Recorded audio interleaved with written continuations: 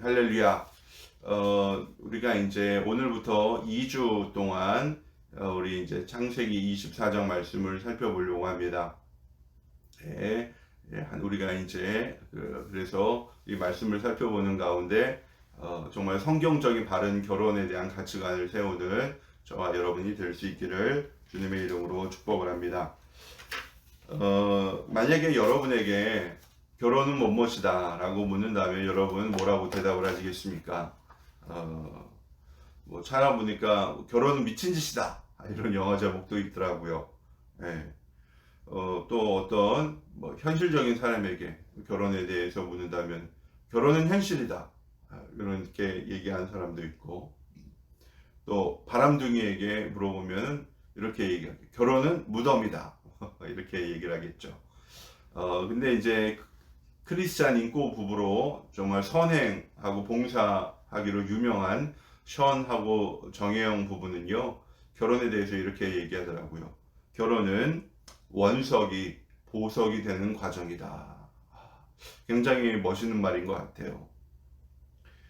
여러분, 우리가 성경을 보면요, 예수님이나 바울처럼 평생을 독신으로 살았던 사람도 있지만 이 독신의 은사는요, 아무에게나 주어지는 건 아닙니다.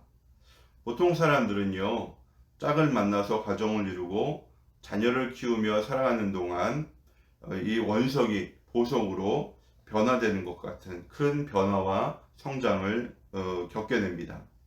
하나님의 창조 질서도 보면 남자와 여자가 부모를 떠나서 한 몸을 이루어 가정을 이루면서 또 생육하고 번성하도록 되어 있기 때문에 결혼은 선택이 아니라 필수인 것 같아요.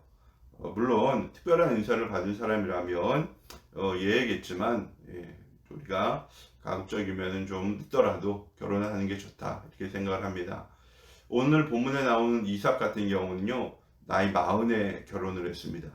요즘 처녀 총각들도 보면 이게 나이 40 넘어서 결혼하는 분들도 좀 많이 있기 때문에 좀 늦다고 조급해할 것이 아니라 좋은 짝을 하나님께서 찾아 주실 줄로 믿습니다.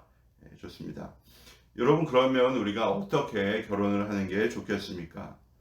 요즘 사람들은 결혼을 위해서 따지는 게 참 많아요.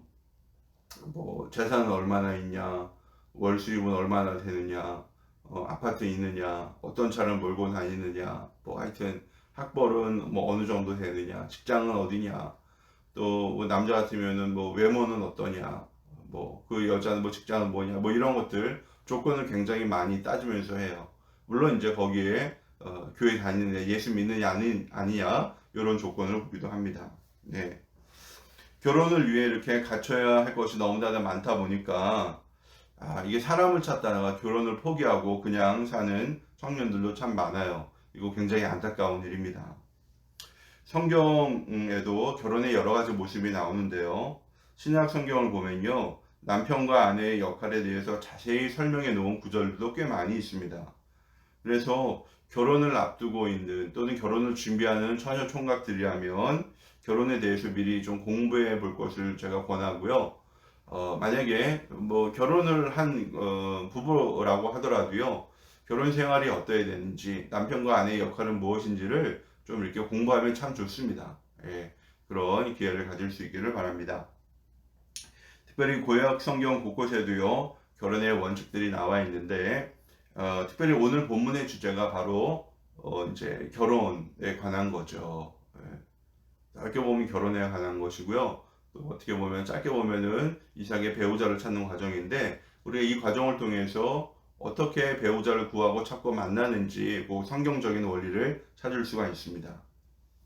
여러분, 이 아브라함이요, 자기 아내 사라가 죽은 다음에 아들 이삭의 아내를 구해주기 위해서 가장 믿고 신뢰하는 종을요, 자기 친족들이 살고 있는 땅으로 보냅니다. 그래서 이제 아브라함의 명령대로 그의 친족들이 사는 동네 멀어요. 거기까지 찾아간 이 종은요, 거기서 바로 오늘 본문에 등장하는 리브가를 만나게 됩니다. 오늘 저와 여러분은 리브가를 만나는 장면까지만 볼 거예요. 그 다음에는 다음 주에 살펴보도록 할 텐데요. 이제 이 종이 이 리브가를 만나기 전에 기도를 합니다. 하나님, 내가 이렇게 한 여자를 만나면 이 사람이 바로 하나님이 예비해 주신 이삭의 배우자로 알겠습니다. 이런 기도를 하는데 어떻게 돼요? 그대로 기도한 대로 응답을 받습니다. 참 신기하죠. 예. 그래서 이제 가족들의 허락을 받고 가족들의 축복을 받아서 이제 리브가를 가나안으로 데리고 돌아가게 됩니다. 이게 이제 창세기 24장의 전체 내용입니다. 바로 여기에서 우리는 성경적인 결혼의 아주 중요한 원칙들을 몇 가지 발견을 하게 됩니다. 그래서 오늘 말씀을 통해서 결혼의 성경적 원칙을 또 발견하고 또 우리 가정을 또 이제 앞으로 결혼을 앞두고 있는 처녀 총각들은 그런 가정을 세워가는 저와 여러분 되기를 주님의 이름으로 축복합니다. 그러면 본문이 우리에게 준 첫 번째 교훈은 뭐냐? 같은 믿음을 가져야 한다라는 것입니다. 같은 믿음. 우리 본문 3, 4절 볼까요? 3, 4절. 나는 내가 하늘의 하나님, 땅의 하나님이신 주님을 두고서 맹세하기를 바란다. 나는 너의 아들의 아내가 될 여인을 내가 살고 있는 이곳 가나안 사람의 딸들에게서 찾지 말고 나의 고향, 나의 친척이 사는 곳으로 가서 거기에서 나의 아들 이삭의 아내가 될 사람을 찾겠다고 나에게 맹세하여라. 아멘. 보세요. 바로 앞장인 창세기 23장에서 우리는 사라의 죽음을 목격했습니다. 그래서 아브라함이 이 해족족과의 뭐를 통해서 거래를 통해서 막벨라 굴과 그 앞에 밭을 어떻게 이게 구입하는 장면을 우리가 살펴보았습니다. 여러분, 사라가 127세에 죽었죠. 그러니까 사라가 90세에 이삭을 낳았으니까요. 사라가 죽을 때 이삭의 나이는 37살이었어요. 근데 그때까지 이 이삭은요, 장가를 못 갔어요. 결혼을 못 했습니다. 근데 이제 아내 사라가 죽고 나니까 아브라함이 어떤 생각이 들었냐? 내 아들 이삭의 짝을 찾아줘야 되겠다. 이런 생각이 들었던 것 같아요. 그래서 아브라함은 어떻게 했냐면요, 고향 땅에 남아있는 친족 가운데서 이삭의 배우자를 마련해 줘야 되겠다. 이런 생각을 했어요. 아브라함 당시에는 이 친족 결혼이 흔했기 때문에 아마 그렇게 생각을 했던 것 같아요. 본문에서도 분명히 이야기하고 있지만 아브라함은요, 가나안 사람의 딸 중에서 며느리를 구하겠다는 생각을요, 추호도 하지 않았어요. 조금도 하지 않았어요.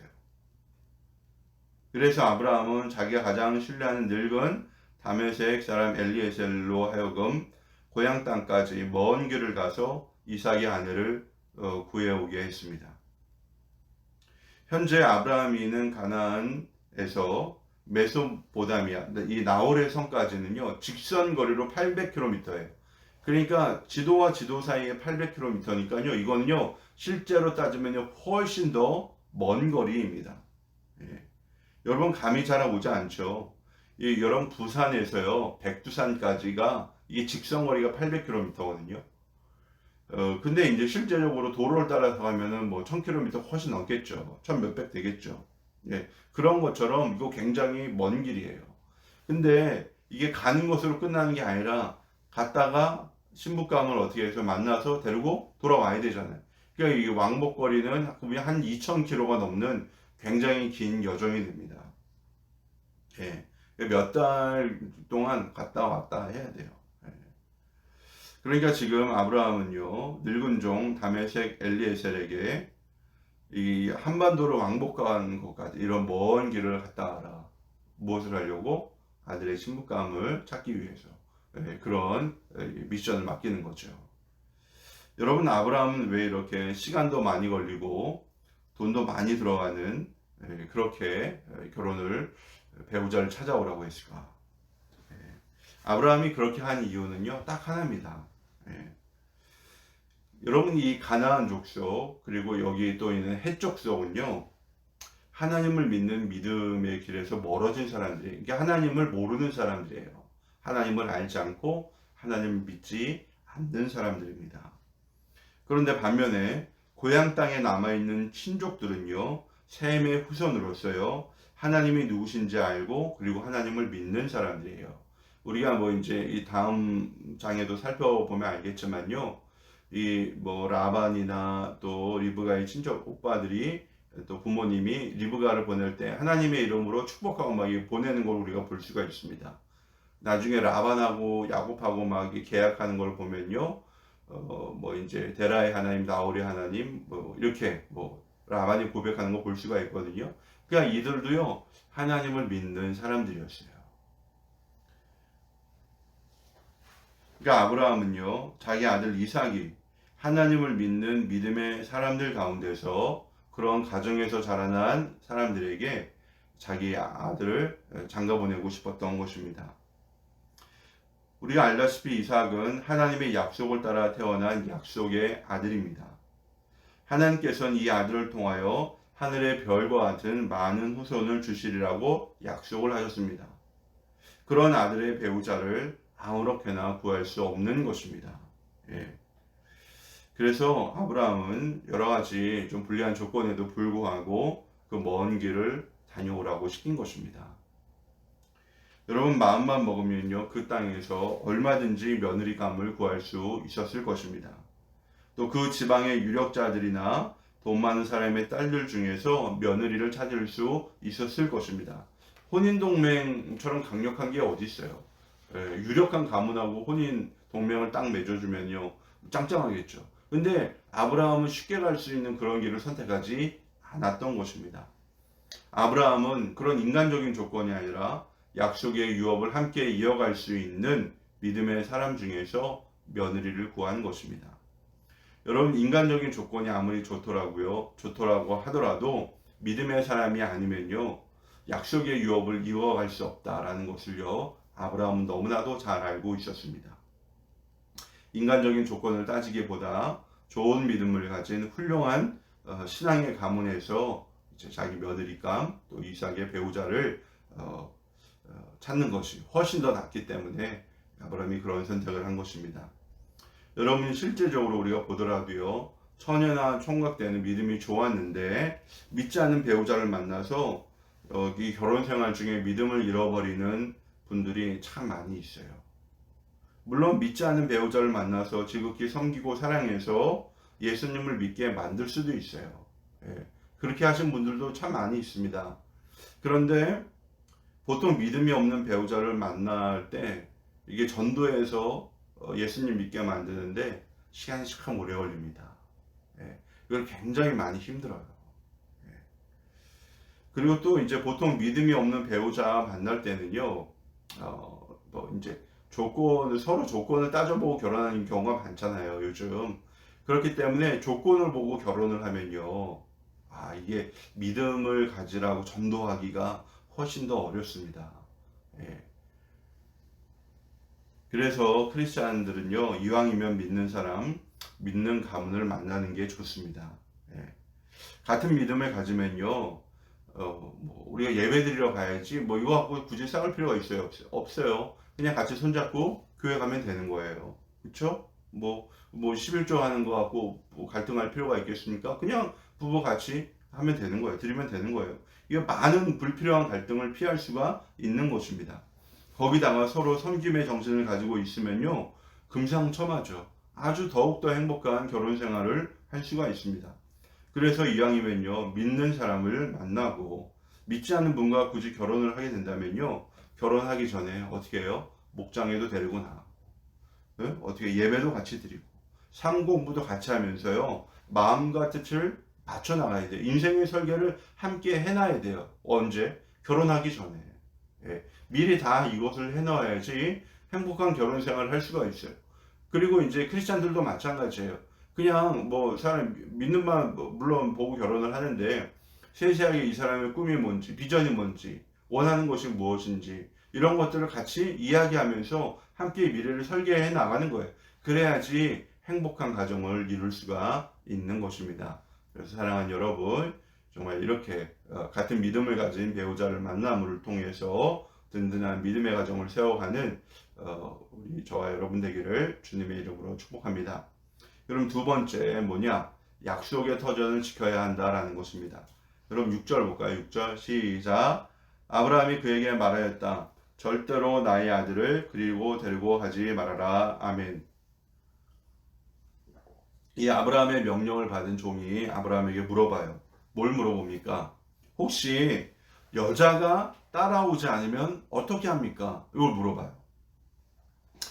그런데 아브라함의 대답은 아주 확고합니다. 이삭을 데리고 돌아가지 말라라는 것입니다.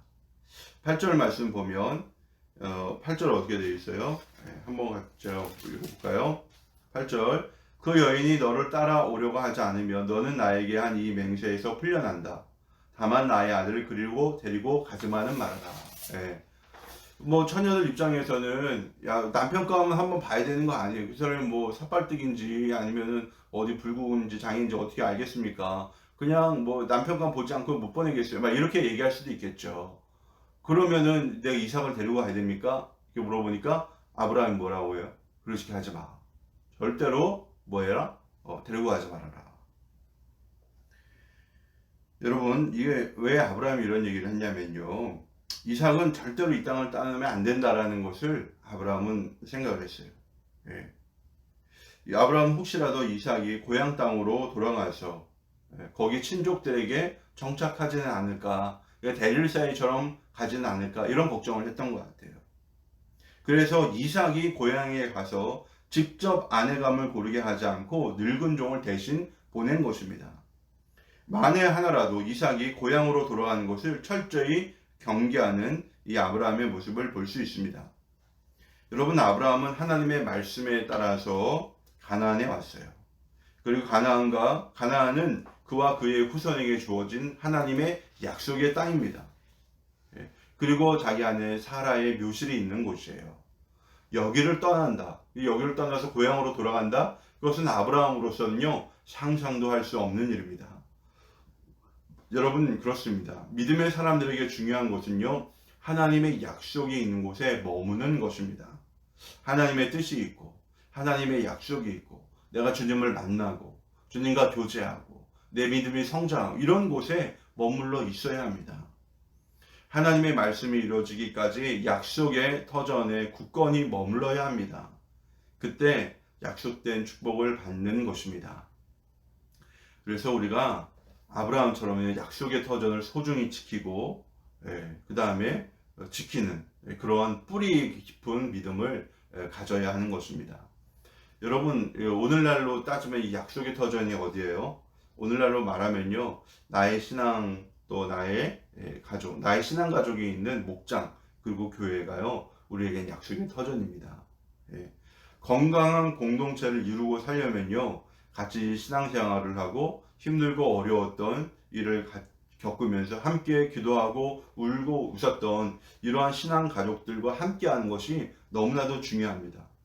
여러분, 이 영적인 성장이라는 것은요, 두 발이 같이 가야 돼요. 먼저는 뭐예요? 내가 하나님과 독대하는 개인적인 영성이 반드시 있어야 돼.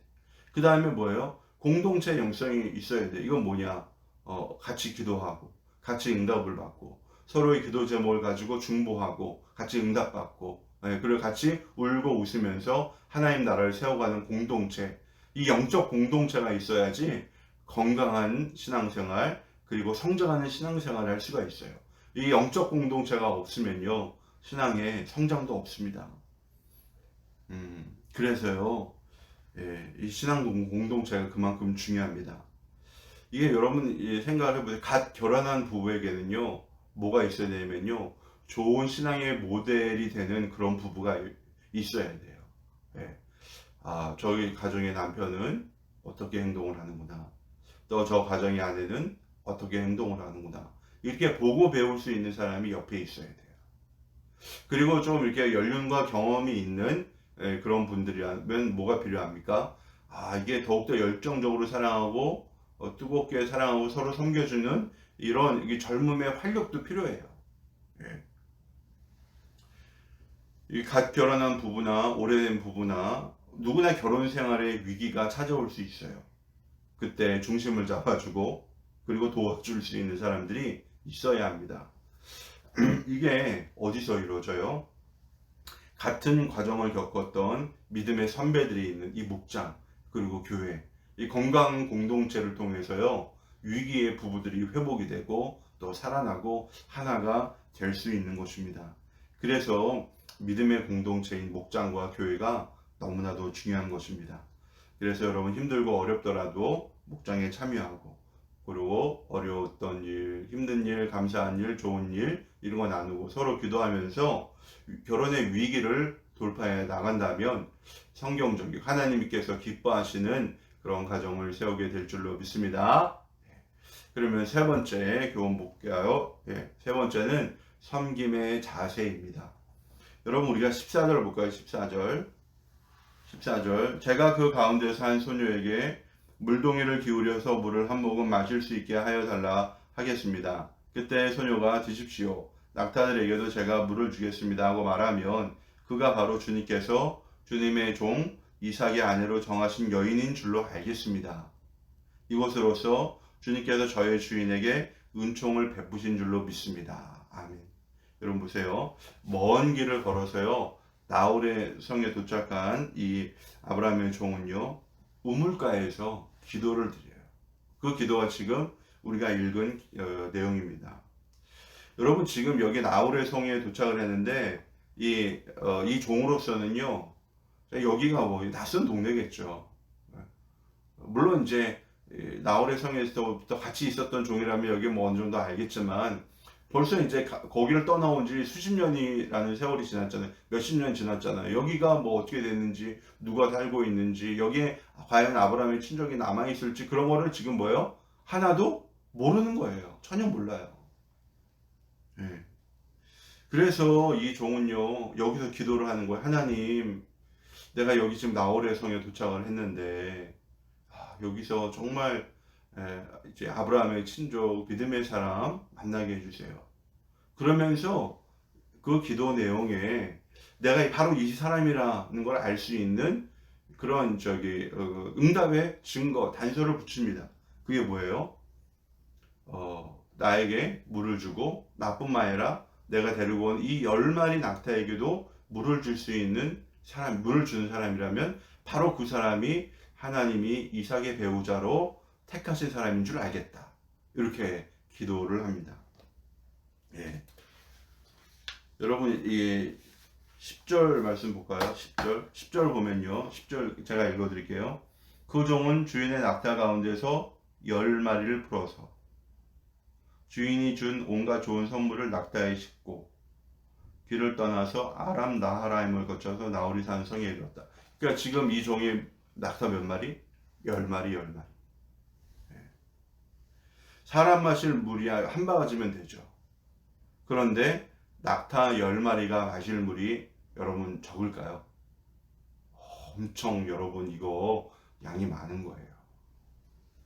그런데 사람만이 아니라 낙타가 마실 물까지 챙겨주는 사람이라면 여러분 이런 마음 씀씀이를 가진 사람이라면 참 어떻게 지혜롭고 또 남을 배려할 줄도 알고 또한 이 지친 여행객을 섬길 수도 있는 굉장히 지혜 있고 또 사려심도 있고 섬김의 자세도 되어 있는 그런 사람 아니겠습니까?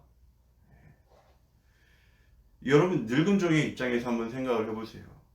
자기가 구해서 데려갈 사람은요 이제 작은 주인 이삭의 아내가 돼요. 사라가 죽었죠. 이제 실질적인 안주인은 누구예요?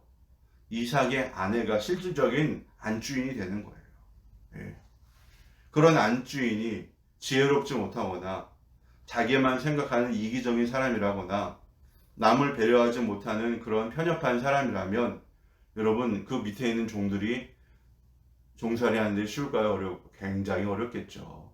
또 여러분 그렇게 인색하고 야박한 사람이 뭐예요? 가문의 안주인이 되면요 어떻게 돼요? 받을 복도 다 떠나는 거예요. 근데 리브가는 종만이 아니라 낙타까지 마실 물을 주는 섬김의 자세가 몸에 배어있는 사람이었어요. 또 나그네를 배려할 줄 아는 사람이었어요. 약자를 돌볼 줄 아는 사람이었던 것입니다.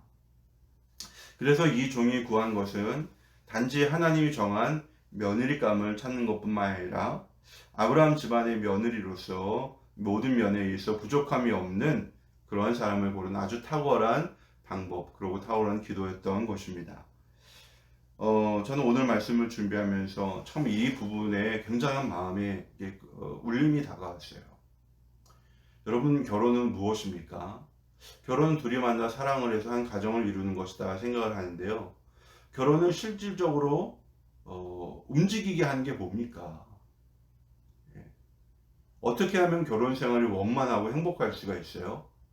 부부가 서로 섬김의 이 자세나 그런 마음을 갖추고 있지 않으면요, 이게 행복한 결혼이 될 수가 없어요. 서로 섬길 수 있어야 합니다. 우리는 이제 부부간의 관계에 있어서 또는 가정에 있어서 보통 내가 해준 것을 생각을 하면서 동시에 난 이렇게 했으니까 이런 걸 받아야지, 이런 생각이 은연중에 다 있는 것 같아요. 뭐 인간인지라 뭐 그런 감정이 아예 들지 않으면 거짓말이겠죠. 그런데 우리가 꼭 기억해야 될 것은요, 내가 섬김을 받기를 원한다면요, 내가 먼저 섬겨 주어야 한다라는 것입니다. 이 섬김은요, 긍정적인 연쇄 반응을 일으키게 되어 있어요. 우리가 받기만 하는데 만족할 것이 아니라 내가 최선을 다해서 섬기는데 거기에 기쁨이 있고요, 또 아름답고 행복한 가정을 이끌어갈 수 있는 힘이 거기에 있는 것입니다.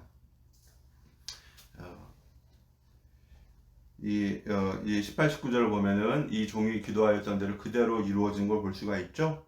그가 기도한 것 같이 현숙하고 지혜롭고 남을 배려할 줄 아는 여인 리브가를 만나게 되고, 그리고 이 리브가를 이제 아브라함 가문으로 데리고 오게 됩니다. 여러분, 오늘 우리는 믿음의 가정에서 배우자를 구하는 과정을 살펴보았습니다. 다른 어떤 조건이 아니라 믿음을 보고, 또 약속의 터전을 함께 지켜갈 수 있고, 또 지혜롭고 심성이 바르고 섬김을 자기의 삶의 태도로 가진 그런 사람을 만나는 과정을 우리가 살펴보았습니다. 여러분, 우리가 그런 사람을 찾는 것도 중요하지만 나와 또 우리 가족, 우리 또 자녀도 그렇게 키우는 것이 중요합니다. 그리고 결혼할 청년들은 내가 바로 그러한 사람이 되는 것이 중요합니다. 그래서 여러분, 그래서 부모님은 뭘 해야 돼요? 가정에서 섬김의 모습을 보여줘야죠. 또 남편은 아내를, 아내는 남편을 서로 사랑하고 존경하면서 배려하는 이런 모습을 뭐예요? 가정에서부터 보여주어야죠. 그래야 아이들이 서로 부모가 사랑하는 그 모습을 보면서 자기도 행복한 가정을 뭐예요? 일구어갈 수 있는 거예요. 사람은 보고 배운 대로 하잖아요. 가정에서부터 이 아름다운 이런 뭐예요? 섬김의 모습을 보여주고, 믿음의 모습을 보여주고, 이 약속의 터전을 지키는 모습을 보여주고, 이게 다 보여줘야지 우리의 자녀들도 그렇게 자라날 수 있는 것입니다. 사랑하는 여러분, 그래서요, 오늘 한번 이 말씀을 들은 분들은요, 한 가지를 결단해 보세요. 아, 나는 오늘 나의 남편, 또 나의 아내, 또 우리 자녀, 또 우리 부모님, 내가 어떻게 섬겨줄까? 작은 것이라도 좋습니다. 작은 것이라도 좋아요. 이건 남편이 하는 일인데, 이건 우리 집사람이 하는 일인데, 그렇게 생각을 하지 않고 작은 것이라도 내가 이 사람을 위해서 기꺼운 마음으로 섬겨줄 수 있는 것을 하나씩 정해서요, 여러분 한번 일주일 동안 실천을 해보세요. 나는 우리 남편을 위해서 이번 일주일 동안 이걸 한번 해보겠습니다. 이게 결단을 하고 실천을 하면 여러분, 정말 우리가 그것을 바탕으로 해서 하나님이 기뻐하시는 성경적인 가정, 또 행복한 가정, 사랑이 넘치는 가정을 세워가게 될 줄로 믿습니다. 이러한 결단과 또한 이러한 믿음을 갖는 저와 여러분 되기를 주님의 이름으로 축복합니다.